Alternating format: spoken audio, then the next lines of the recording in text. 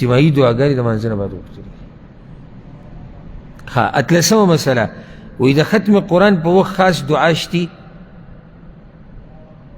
اول خو دا مسله یاده کوي چې کله د قرآن ختم وشي نو دې ټیم کې دعا غوښته دا غوره طریقه ده.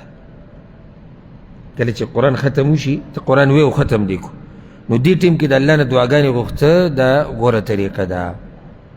او انس ابن مالک او د نور سلفونه ثابت دي دین د مشرانو نه چې کله به هغوی د قرآن د ختم وخت راغی نو خپل اهل و عیال ملګري دوستان دا به یې راوغوښتو او دغه ټیم کې به یې دعاګانې غوښتې. خو دلته سوال دا دی چې آیا څه خاص دعا شتي؟ نه، خاص دعا نشتي. یعنی د ختم قرآن په وخت کې چې کومه دعا غواړي هغه جایز ده، خاص دعاګانې دې دپاره نشتي. نو لسمه مسله ډېره اهمه راوړې ده، ډېره اهمه. وایي د سحر او ماښام د اذکار څه ویل پکار دي؟ سحر او ماښام د اذکار څه وخت ویل پکار دي؟ نو تا ته دا وایي جواب. وایي د سحر او ماښام د اذکارو د وخت په ابتدا او انتها کې د علماو اختلاف دی، ځکه چې قرآن او حدیث کې دې باره کې خاص نصوص نشتی چې هغه د وخت تحدید کوي. خو د اختصار په وجه د هغه علماو اقوال نه ذکر کوو کوم چې دلایلو په رڼا کمزوري دي، کوم چې دلیل په رڼا کې مضبوط دی هغه درته ذکر کوو. دا اوس یاد کړه چې د سحر او د ماښام اذکار د کم وخت نه شروع کیږي د کم وخته پورې. دا ډېره اهمه مسله ده. خو د هغه وروڼو دپاره چې څوک د سحر او د ماښام اذکار وایي اهتمام یې کوي نو واوره دلیل په رڼا مضبوط جواب هغه دا دی د سحر د مانځه وخت چې کله داخل شي، د سحر د مانځه وخت چې کله داخل شي نو د سحر د اذکار وخت شروع شو تر د نمر د راختو پورې. یاده که د سحر د اذکار وخت کوم ځای نه شروع کیږي؟ سحر د مانځه خو ما نه دي ویلي. د سحر د راختو نه چې د وخت داخل شو د مانځه بس د دې ځای نه اوس اذکار شروع. یو سړی د سحر اذکار یې د سحر مانځه نه مخکې ووایي، اذان ویلی شوی دی او دا اذکار ووایي، صحیح دي؟ ولې صحیح دي؟ وخت داخل شوی دی د نمر د راختو پورې، دا غوره وخت دی. دلیل پې څه دی؟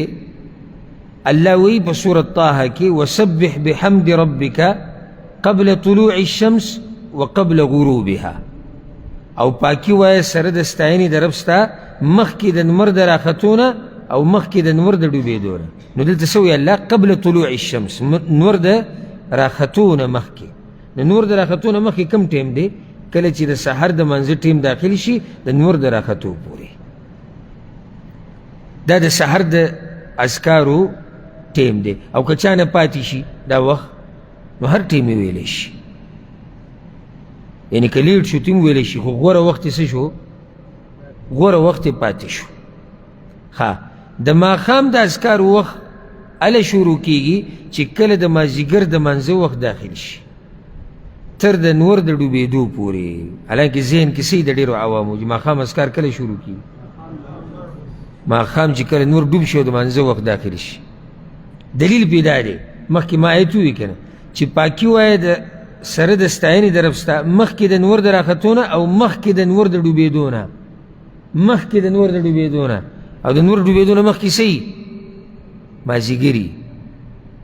بل دلیل پې واله وسبح بحمد ربك بالعشي والابکار، او پاکي وایه سره د ستاینې د رب ستا نه بیګا او سبا، بیګا او سبا. بیا وی الابکار د ورځې اولنۍ برخې ته ویلی کېږي او العشي د ورځې اخرنۍ برخې ته ویلی کېږي. د ورځې اخرنۍ برخه کومه یې وایي؟ مازدیګر نه ماښام پورې، که نه ماښام نه بعد د ورځې اخرنۍ برخه یې اخو شپی. نو دلته الله څه وایي؟ وایي د ورځې په اولنۍ برخه کې الله یاد کړه. نو اولنۍ برخه کومه یې ده؟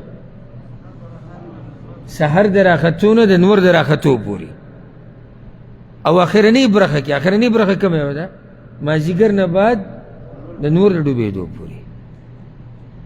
او بل دلیل پی والا وسبحوه بکرة و اصیلا او پاکی وای دا اللہ سباو بیگا دا دینم دغه مسئله ثابت شو خو بیا مخکې وی او دلته دا هم یاد ساتئ که چېرته چانه په دغه وخت کې اذکار ویل پاتې شي خصوصا د څه عذر د لاسه نو د ماښام د مانځه نه وروسته یې هم ویلی شي په دې به الله اجر ورکوي دغه شان د سحر هغه هم دي که د چا نه پاتې شو نو د نور د راختو نه بعد هم د سحر اذکار ویلی شي الله به اجر ورکوي خو هغه غوره وخت یې څه شو غوره وخت یې پاتې شو خلاصه د مسلې څوک ده څه ده سحر او د ماښام د اذکار وخت کم یو دی سحر د راختو نه نور د راختو پورې مازدیګر د مانځه نه بعد د نور د ډوبېدو پر د ماښام د اذکار وخت او که د دې نه پاتې شي د چا نه پاتې شو د دې وختونو نه واوړېدو نو وروسته هم قضا راوړی شي خو غوره دغه دي چې په اولني وخت کې ویلی شي ښه شلمه مسله یې راوړې ده وایي د ذکر په وخت خوځېدل او ګډا کول څنګه دي هغه ټولې مسلې په یو ځای راوړي دي چې موږ ته جاښه جوړوي د ذکر په وخت کې ګډا کول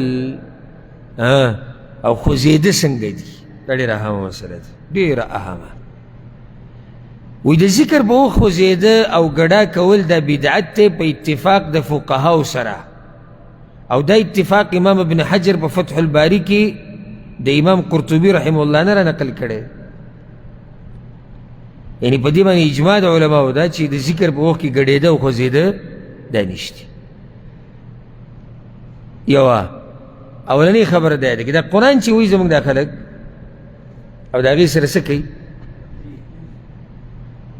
ان الذين قالوا ربنا الله ثم استقاموا مشران کشران ټولو دا طریقه غلطه ده بلکې د یهودو د عبادت طریقه چې وګورې که نه او سرچ وکړه د نیټ کې ویې ګوره هغوی چې کله د خپل کتابونه وایي هغې سره خوځېږي داسې نو دا د پیغمبر صلی الله علیه وسلم طریقه نه ده صحابه کرامو نه بلکې قرآن چې وی نو قرآن چې وی چې په تا کې عجزي راشي عجزي یعنې سکون اطمینان دې سره سکون راځي نه او بیا چې پکې داسې خوځېږي ما چې کله قرآن یادو نو هلته ټول دکه زموږ دا خلک وو او استادانو خپل دا زوره زوره به خوځېدو داسې او داسې او داسې بیا چې ما د عربو سره سبق ونیو نو ما غټه جاښت دا وه بیا میزان کنټرولولی نه شو ډېر ورځو پورې ته دا مسله شیخ ته مې تلاوت اورو لکه مثال الحمد لله رب العالمین بیا مې ته سوچ را بیا میزان کنټرول نو ما ته وویل تاله څه چلې ته دا چلونه کې ما به دې سره عادت شوی مې دا صحیح نه ده قرآن چې وی په ارام چې ستا سکون او اطمینان یې په تا باندې نو دا خوځېده را خوځېده نشته ښه بیا بس داسې ناسې لمانځه نه بعد اذکار سبحان الله سبحان الله سبحان الله سبحان الله الحمدلله الحمد د ذکر سره دا خوځېده نشته او دا د تصوف طریقه ده د ذکر او اذکارو سره دا ګډا کول او خوځېده د چا طریقه ده د صوفیانو حضراتو طریقه ده چې په دې دلیل نشته وایي موږ وجد کې راځو او وی موږ له دومره خوند راکړي د الله د ذکر چې بیا موږ په ځان نه پوهېږو نو که ګډایي شروع کړه که ټوپي ووو که رپرپی پې راغی دا دی وایي زه وایي دا موږ له خوند راکړو نو خوند یې تاله درکړو خوند خو چې د الله ذکر چې سړي له خوند ورکړي سړي ایمان ډېر شي په سړي کې عجزي راشي او دی په څه کو دی په ګډا کو هسې که چېرته د ویډیوګانو خو به لیدلي وي د غیر مسلمو دا ویډیوګان د نن سبا چې چلیږي دا یاران چې به ګډېږي که دا د غیر مسلمو ویني به چې دا څه کیسه ده او به نوي نوي طریقې د ګډا څوک داسې دایره کې تاویږي څوک سیده ځي او بیا راځي څوک ټوپ وایي څوک کرن ورکوي د چا سینه درزیږي او څوک پکې سرکونډۍ اړوي او دا لوی لوی لیوګان به چې دی ورور به دې جوماتونو کې رګړي رګړي او دوه درې ودرولي دې ته چې سړی اوس کنټرول کوي کنټرولېږي نن وایي دا بیا آخر څه چل دی څه چل دی چې ده باندې دا چل راغی چل دا دی دوه خبرې دي یوه دا شیطان به دا حال راوستو په ده دا حال چا راوستو؟ شیطان پې راوستو. دویم کله چې سړی یو ماحول کې لوی شي که نه، پرون ما ملګرو ته دا خبره کوله یو ځي کې درس نماز یو ځي ته ورغلم، هلته مې دا خبره کوله. هغوی دا ما ګوره چې اوس ټول کسان ناست دي، ټول او ټول دا چل کې هسې دا ته به ورسره لازم دا چل شروع کړي، ځکه چې ټول دغه یو ماحول دی او ته ورسره ناست نو ستا ذهن هم دغې ته لاړ شي. بیا مولوي صاحب تا ته څه وایي؟ وایي زما دې ګوتې ته ګورئ، دې ګوتې ته چې ته په یو نیب ګورې دا لازم په تا سر چورلی که نه؟ که نه چورلی د باندې؟ زه یو ورځ د یو کس خوا کې ناست وم، ما به دا دمونه ومونه اچول. ما ورته یاره ما سویمه ورځ د هسې تپوس مې ته کوو چې ما سی چله به حکیم وم، ما چې را درس شروع کړم زما په دې ذهن باندې بوج را شي. وایي په تا چا څه کړي دي؟ ګوره ډایرکټ دغې خبرې له مزه که داسې څه بله وجه یي او څه نه وي، زه اوس ګوره په تا زه دم اچوم او اوس به پته ولګي په تا چا څه کړي که نه. ما صحیح بس زما دا ککرۍ داسې ونیوه خو څه وه کلکه یې ونیوه او بیا زما د لاسې هغه اسکار هم په زوره وي، نور پکې هغه نورې جاښې به پکې وي، خو هغه ته پته وه که اوس دلته په زوره نه یم، دی راته وایي ته څه وې، یو نیم دا ټکی به پکې سم تیز کړو او لس منټه زما دا ککرۍ نیولې چې کله یې پرېښودو ما ته وایي بوج دې شتي په سر؟ ما چې لس منټه تا ماله دا داسې نیولې په دې بوج نه وي، تا خو له بیخ وویستو، دا ګوتې دې پکې ننویستې وي، په دې بوج نه راځي. دقه دوی عوامو ته بوج پشتي که نه؟ هغه وایي تا باندې شوی دی خو تور جادو د باندې شوی دی. او هغه م وایي چې کله یې په ما باندې هغه دم اچو که نه، وایي زما دا سر داسې ونیوی شو